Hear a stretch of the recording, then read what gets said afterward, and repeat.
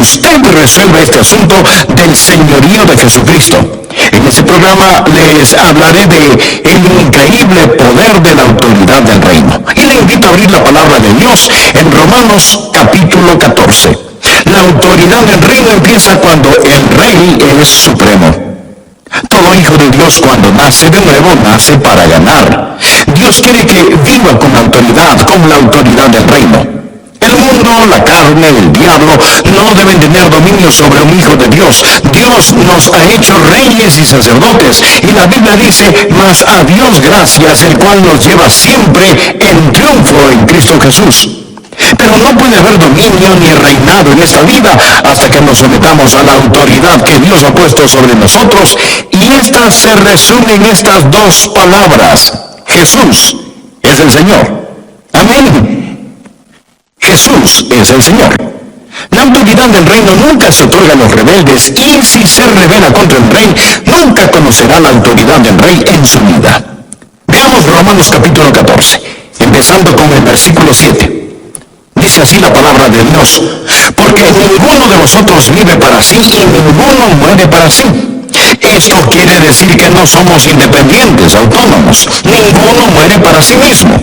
Pues si vivimos, para el Señor vivimos, y si morimos, para el Señor morimos. Así pues, sea que vivamos o que muramos, del Señor somos. Porque Cristo para esto murió y resucitó y volvió a vivir, para ser Señor así de los muertos como de los que viven. Pero tú, ¿por qué juzgas a tu hermano? O tú también, ¿por qué menosprecias a tu hermano? Porque todos compareceremos ante el tribunal de Cristo, porque escrito está: vivo yo, dice el Señor, que ante mí se doblará toda rodilla y toda lengua confesará a Dios, de manera que cada uno de nosotros dará a Dios cuenta de sí. Lo que había pasado es esto. En la iglesia de Roma, los creyentes habían empezado a juzgarse entre sí. Estaban criticándose acerca de cosas donde habían oído opiniones válidas y diferentes acerca de días, dietas, conductas particulares. Y lo que el apóstol Pablo dijo en este capítulo, que habla acerca de estas cosas que son dudosas, es lo siguiente: por favor, quiten su mirada de los demás, dejen de juzgar, dejen de criticarse entre sí. No es su opinión acerca de ellos la que cuenta, ni lo que ellos piensan de usted lo que cuenta. Recuerde esto: usted pertenece a Jesús, Él es el Señor, Él, Jesús, es el Señor. Una de las peores cosas que podría pasarle a una iglesia es que quitemos nuestra mirada de Jesús y la pongamos en los demás. Jesús es el Señor. Si vivimos o si morimos, pertenecemos a Jesucristo, porque Él murió y resucitó de nuevo, y por eso Él es Señor. Preguntarán, ¿qué significa la palabra Señor? Bien, la palabra Señor significa el que tiene el poder absoluto, la autoridad absoluta, el que es dueño, amo, y ese es el Señor Jesucristo.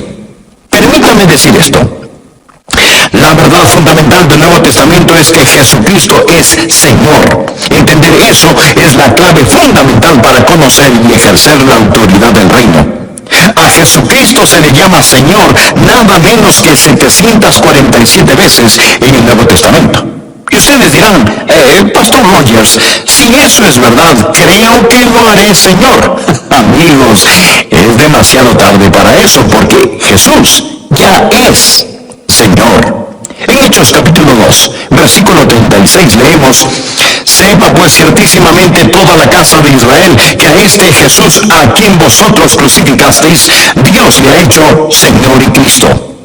Usted no puede hacerlo Señor. Lo único que usted puede decidir hoy es, primero, reconocerá su señorío, y segundo, se postrará ante Él. Él es ya Señor.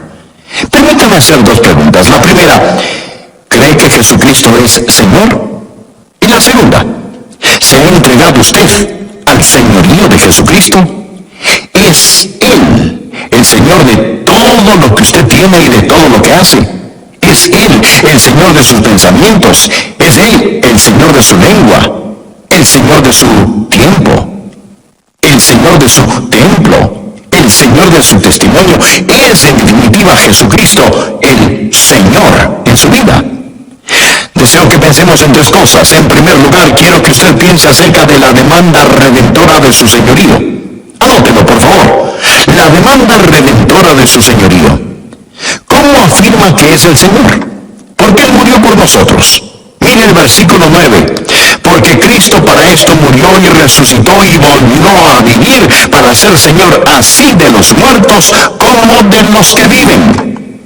Jesús murió para reclamarnos como Señor. Cuando Él murió por nosotros, estaba redimiéndonos, comprándonos. ¿Por qué es Él Señor? Versículo 9 dice que porque Él murió por nosotros. El sangriento Calvario dice que Él es Señor. Él lo ha comprado. Usted no se pertenece a usted mismo. Él lo redimió con la plata de sus lágrimas y el oro de su sangre. Permita que esta verdad entre en su corazón. Jesucristo lo compró, lo redimió con su sangre. Y usted no tiene ningún derecho, escúcheme, no tiene ningún derecho en absoluto a llamarse cristiano si Jesucristo no es Señor de su vida. Verá, usted se salva al creer que Jesucristo es Señor y entregarse a ese señorío. En Romanos 10, versículos 9 y 10 leemos que si confesares con tu boca que Jesús es el Señor y creyeres en tu corazón que Dios le levantó de los muertos, serás salvo. Porque con el corazón se cree para justicia, pero con la boca se confiesa para salvación. Hoy escuchamos tanto acerca de recibir a Cristo como su Salvador. ¿Sabía que eso no es un lenguaje neotestamentario? La Biblia no habla acerca de recibir a Cristo como su Salvador. Él es Salvador. Usted recibe a Cristo, quien también es Señor. La Biblia dice, cree en el Señor Jesucristo y será salvo. Y usted dirá, bueno, ¿cuál es la diferencia? Bien, cuando Joyce y yo nos casamos, ese fue un día maravilloso. Suponga que el pastor me hubiera preguntado, ¿toma usted a Joyce como su legítima esposa? Imagínese que yo le hubiera respondido, bueno, la tomo solo como un servicio doméstico de limpieza. Tengo la vaga impresión que no me hubiera casado. Tomé, acepté a Joyce, es decir, todo lo que ella es. Verá, yo le dije a ella y le dije a ese pastor, sí, y he pasado todos estos años aprendiendo lo que hice y lo que dije. Yo di todo mi ser a todo su ser. No entendía de qué se trataba el matrimonio, aún estoy aprendiendo de qué se trata. Cuando di mi corazón a Jesús, no entendía de qué se trataba todo, pero yo no me entregué con los dedos cruzados a mis espaldas. Yo di todo lo que conocía de mi ser a todo lo que conocía de Jesús. Y yo dije sí a Él. Yo tomé a Jesús, acepté a Jesús. Y usted también debe hacerlo porque Él es Señor. Y se lo digo de corazón, escúcheme. No crea que la salvación es como una línea de la cafetería, donde usted dice, hoy tomaré un poco de salvación, pero nada de señorío, gracias. Usted no puede tener lo que Él da a menos que acepte quién es Él, y Él es Señor. Permítame citar a uno de los más grandes predicadores, Carlos Spurgeon. Vale la pena escucharlo. Él dijo, si el converso declara que él conoce la voluntad del Señor, pero no le presta atención, es su deber asegurarle que no es salvo. No piensen que el Evangelio es magnificado a Dios, o Dios es glorificado al ir a los mundanos y decirles que se pueden salvar de este momento simplemente al aceptar a Cristo como su Salvador, mientras están casados a sus ídolos en sus corazones y sus corazones aún están enamorados del pecado. Si hago eso, les digo una mentira, pervierto el Evangelio, insulto a Jesucristo, convierto la gracia de Dios en lascivia. Eso dijo Spurgeon. No es Cristo y, es Cristo o. ¿Por qué? Porque Él murió por nosotros para reclamarnos como Señor. Existe la demanda redentora de su señorío. El segundo punto que quiero que usted anote. No solo la demanda redentora de su señorío, sino la resurrección conquistadora de su señorío. Y regresemos al texto. Miremos el versículo 9. Porque Cristo para esto murió. O sea, Él murió para reclamarnos como Señor. Y resucitó. Resucitó para controlarnos como Señor. Existe la demanda redentora y la resurrección conquistadora de su señorío. Él mostró ser Señor, el Hijo de Dios, por medio del poder de la resurrección de los muertos. Cuando murió, se entregó por nosotros, pero cuando resucitó, Él se entregó a nosotros y ahora vive en nosotros como Señor. ¿Qué significa eso para usted? Uno, significa su sumisión completa. No puede haber ningún otro en su vida. Ninguno puede servir a los señores. Jesús no será rey en su tiempo extra, un rey de media jornada con un dúplex de trono. Significa que usted solo se compromete con Jesucristo. Alguien dijo, Él debe ser Señor de todo si va a ser Señor del todo. Segundo, significa que Él es dueño de todo lo que posee. Cuando un hombre posee un esclavo, posee todo lo que el esclavo posee. Y somos esclavos de Jesucristo. De paso, he notado que lo que un hombre hace con sus posesiones es una buena indicación de si Jesucristo es o no Señor de su vida. Usted dirá, Él es Señor de mi vida, yo le doy el 10%. Amigo, entonces, Él no es Señor del 90%. Él es Señor de todo. Él no posee el 10%, Él posee todo lo que usted tiene. Que Jesucristo viva para controlarlo significa obediencia indisputable. Jesús hizo una pregunta pertinente en el capítulo 6 de Lucas, en el versículo 46, cuando dijo, ¿por qué me llamáis Señor, Señor, y no hacéis lo que yo digo? Esa es una contradicción en términos. Debemos entregar al Señor Jesucristo nuestra lectura, recreación, tiempo, amigos, vacación. Todo lo que hacemos debe estar bajo su control. Y usted dirá, Pastor Rogers, acaba de arruinar mi vida, es decir, me acaba de excluir, no puedo ser yo mismo, eso es terrible. ¿Quién sabe qué me hará si digo eso? Me arruinará. Escúcheme, Él quiere para usted lo que usted querría para sí, si tuviera la suficiente inteligencia para quererlo. Bien, aquí tenemos el tercer y último punto que quiero que lo notemos. No solo existe la demanda redentora de su señorío y la resurrección conquistadora, sino también debe haber la confesión real de su señorío. Pablo continúa diciendo en este capítulo que llegará el día cuando todos nos arrodillaremos y confesaremos que Jesús es Señor. Note el versículo 11. Porque escrito está, vivo yo, dice el Señor, que ante mí se doblará toda rodilla y toda lengua confesará a Dios. Usted confesará a Cristo como Señor. Verá, si no lo hace en este mundo, lo hará en el otro. El versículo dice, por lo cual, escuche esto, Dios también le exaltó hasta lo sumo y le dio un nombre que sobre todo nombre, para que en el nombre de Jesús se doble toda rodilla de los que están en los cielos, está hablando de los ángeles, y en la tierra, estos son los humanos, y debajo de la tierra. Es un hecho futuro histórico que todo ser creado un día confesará que Jesús es el Señor. Esto no significa que sean salvos, mas un día lo confesarán como Señor. Los santos de todas las edades se arrodillarán ante Jesucristo. Noé dirá, Jesús es Señor. Moisés dirá, Jesús es Señor. Abraham dirá, Jesús es Señor. Isaac dirá, Jesús es Señor. Jacobo dirá, Jesús es Señor. Isaías, Ezequiel, Daniel, al unísono dirán, Jesús es Señor. Todos los reyes y gobernantes que hayan vivido se arrodillarán y dirán, Él es Rey de reyes y Señor de señores. Un día finalmente, el mismo Satanás inclinará su cabeza y dirá, Jesús es Señor. Toda lengua confiese que Jesucristo es el Señor. Pero esto es lo maravilloso. Nosotros no tenemos que esperar hasta morir para decir que Jesús es Señor. ¿Cuál es esta confesión? ¿Qué hace? Permítame decirle lo que confesar a Cristo como Señor hace. No solo sella la salvación, pero escúcheme muy atentamente.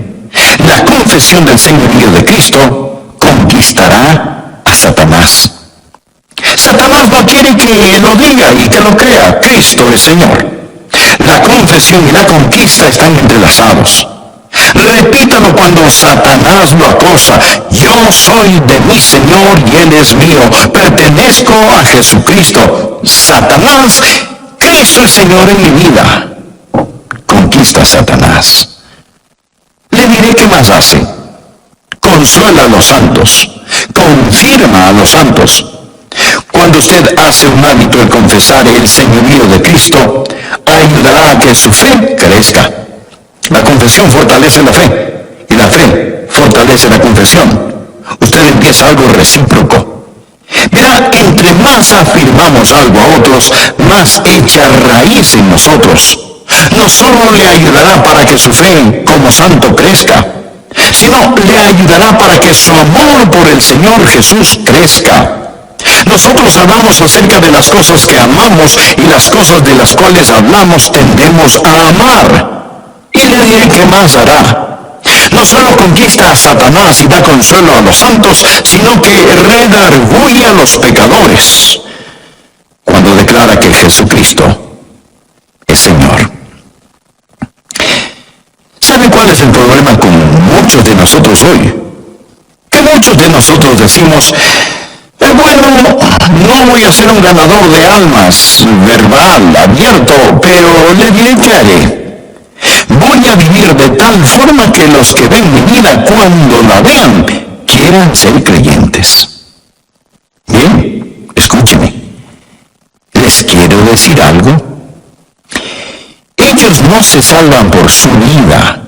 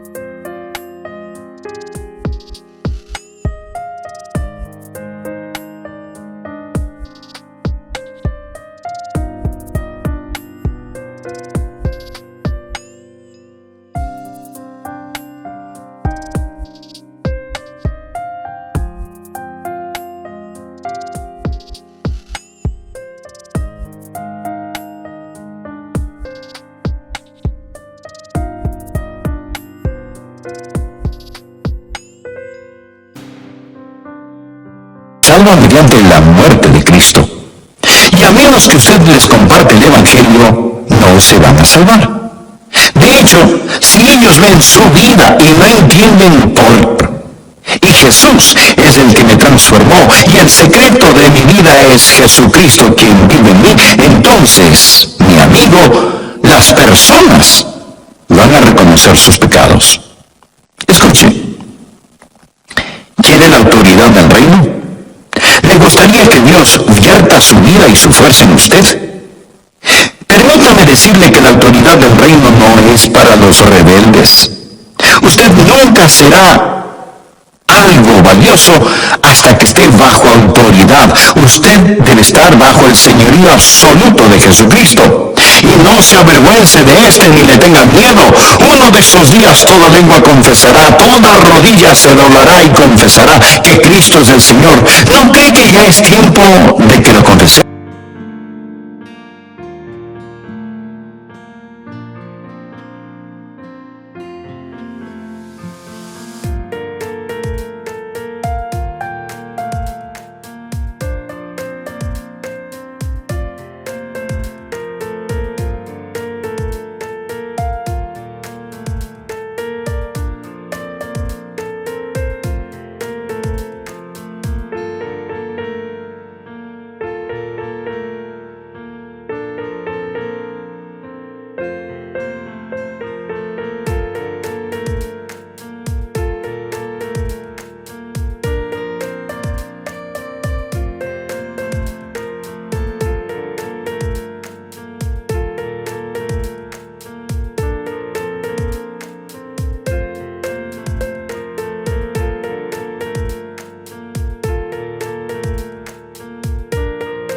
hacemos?